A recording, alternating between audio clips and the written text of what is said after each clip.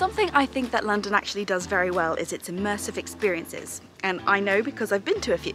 Like a few years ago, I made a video about Blade Runner. And this summer I also went to Dirty Dancing, though all I have to show for that are these photos. Well, this weekend I've been invited to see Peaky Blinders The Rise in Camden, so more on that in a minute. Something you should know about these immersive experiences are that you are invited to come in costume. You don't have to, of course, but that does mean you're a boring person. The first place I tend to check is obviously my wardrobe to see if I've already got something that will work. But if I don't, I go for charity shops. So I thought I'd take the opportunity in this video to go to Crystal Palace and check out the charity shops there to see if I can find something for this event, but also just to see if the charity shops in Crystal Palace are any good and if there are any good deals to be found. Crystal Palace is a good place to find good donations to charity shops because it definitely has a number of wealthier residents. You do get the usual fast fashion donations, like all shops you'll find your usual hordes of hangers of Zara clothes, but there are some real gems as well. Now, the likelihood of someone having coincidentally donated the exact 1920s style outfit I was looking for was pretty low. However, you just need a little research, a little imagination, and a little luck. And if you're a fan of emigrating princes, you're in luck too. As part of my research, I'd actually messaged my friend Becky. She knows quite a lot about period clothing, as you can see, and she'd sent me a few reference pictures as well. So I knew I was looking for things like a cloche hat, I think I've pronounced that right, a long string of pearls, clothes that did absolutely nothing to show off your figure, fringe, beads, sequins, and monocolour. Help. So, in Cancer Research UK, I found this jacket from the Spanish brand The Extreme Collection. No good for my event, but they sell knitwear for 300 to 400 euros, and this was on sale for £8. They also had this Jerry Weber blouse, which usually retails for over £70 for just 10, but it was kind of ugly, so I left it. I really wish Peaky Blinders was set in the 80s because this would have been so perfect. I did find this sequin outfit for £20, but I was looking for an outfit under 10. I did find this absolutely amazing dress that was so perfect for a Gatsby type night out and could have worked for Peaky Blinders too, but I was going to work beforehand and this would have been absolutely crazy to wear to the office. And one of my favourite sections in charity shops are actually the puzzle sections, and they had a great number of puzzles in that day for dirt cheap. Next I checked out Shelter, which I tend to find has the better selection of brand clothing for genuinely good deals in the area. I found Reese for $9.99, Whistles for $14.99, Laura Ashley for $16.99, and Hobbs for $8.99.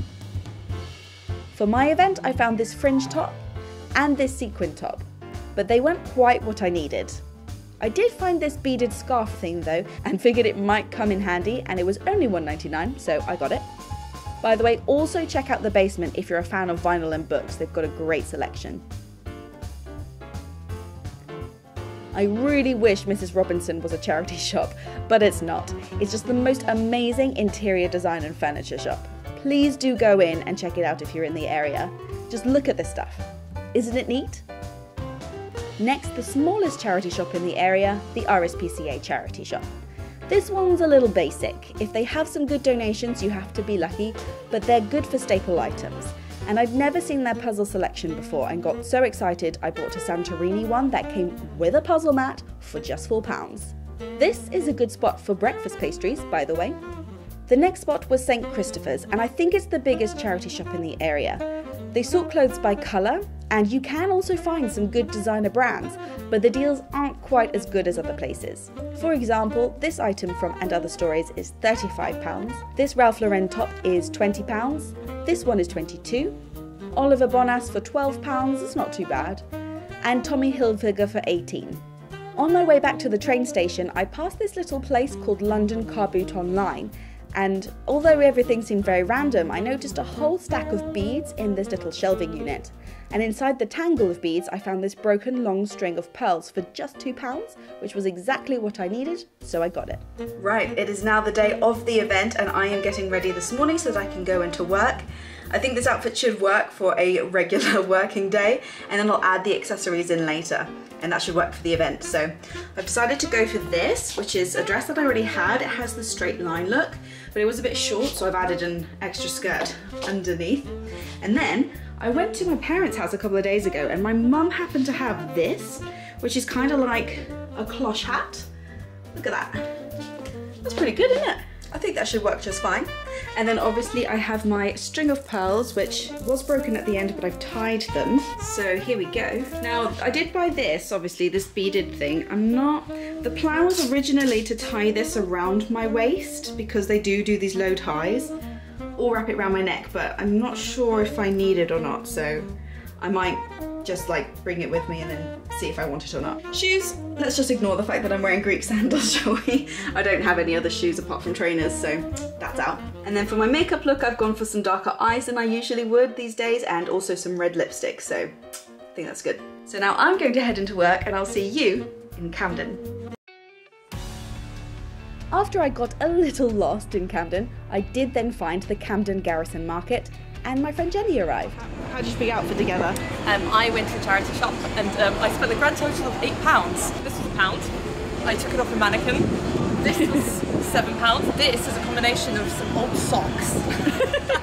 We were blessed with a little sneak peek of what to expect prior to everyone else arriving. You can't film or take photos during the event, but you can when it's over. So the guys were really great. They gave me special permission for what you're about to see. How you doing? You alright? Nice to meet you. My name's Jesus. I'll do anything I can to make sure you're safe. Here's a little something for now. Okay? You've been invited here by Tommy, and the money that we've given you is as a thank you for making that journey. But also for your discretion. Now, we own the coppers in Camden Town, but if any of a London bobby should stick their beak in, then the official line is, I'm a baker. Hey, look at that, you've mastered it already, eh? Now, Tommy believes that lining a person's pockets with a little bit of cash can win their loyalty, am I right? Yeah, good answer. Now, hopefully tonight your loyalty will remain with the Shelby family. Because believe me when I tell you, it's you that decides who wins, who loses. Ready to get in there? Certainly am. Come on, let's get you in there.